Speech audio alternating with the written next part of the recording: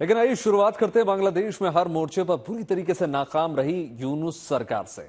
पिछले करीब 4 महीनों में मोहम्मद यूनुस कानून व्यवस्था को भी दुरुस्त करने में विफल रहे हैं। उल्टे कट्टरपंथी संगठनों को सरकार से शह मिली है और उसी का नतीजा यह है कि आज बांग्लादेश में अल्पसंख्यक हिंदू समुदाय दहशत में जीने के लिए मजबूर है। हिंदुओं के घर और उनकी दुकानों पर लगातार हमला किया जा रहा है और मंदिरों को निशाना बनाया जा रहा है। लेकिन हिंसा पर नियंत्रण करने की बजाय यूनुस इसी भारत का दुष्प्रचार बता रहे हैं। लेकिन इस बीच एक नई बात यह निकलकर सामने आई है कि शेख हसीना सामने निकलकर आई और सीधे मोहम्मद यूनुस पर उन्होंने हमला बोला। इसके बाद ढाका में सियासी पारा चढ़ा हुआ है। यूनुस भी पलटवार कर रहे हैं। रिपोर्ट देखिए जरा।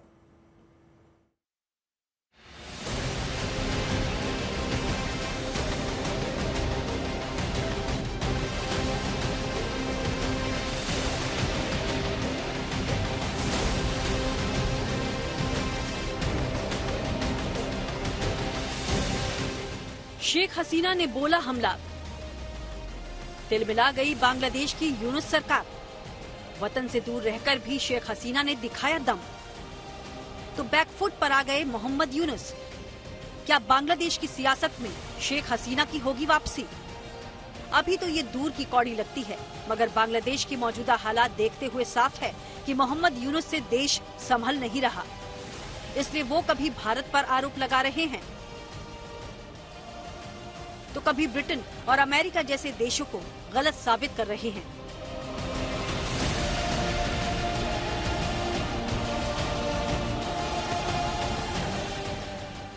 शेख हसीना के तीखे मगर जायज सवालों का जवाब देते नहीं बना तो यूनुस ने उन पर पलटवार करना शुरू कर दिया है।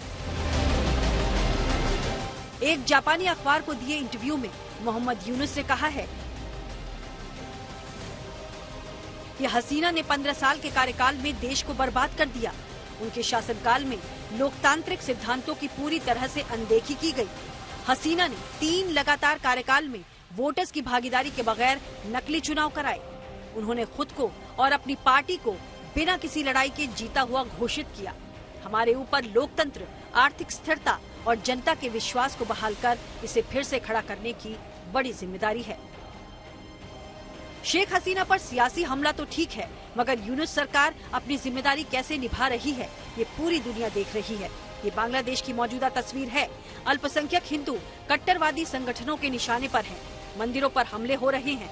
हिंदुओं को मारा पीटा जा रहा है।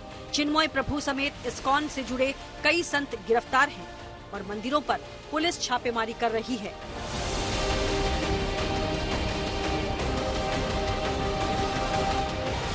न तो सरकार का कोई नियंत्रण दिखता है और न प्रशासन की मौजूदगी दिखाई देती है।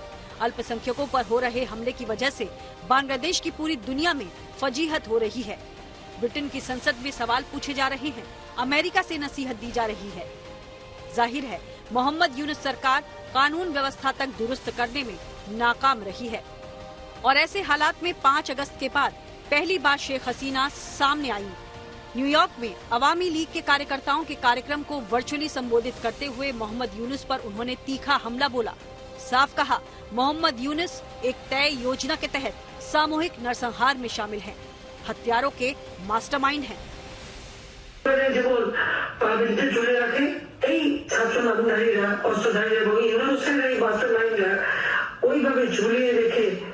পুলিশকে আওয়ামী লীগের নেতা কর্মীরা হত্যা করেছে।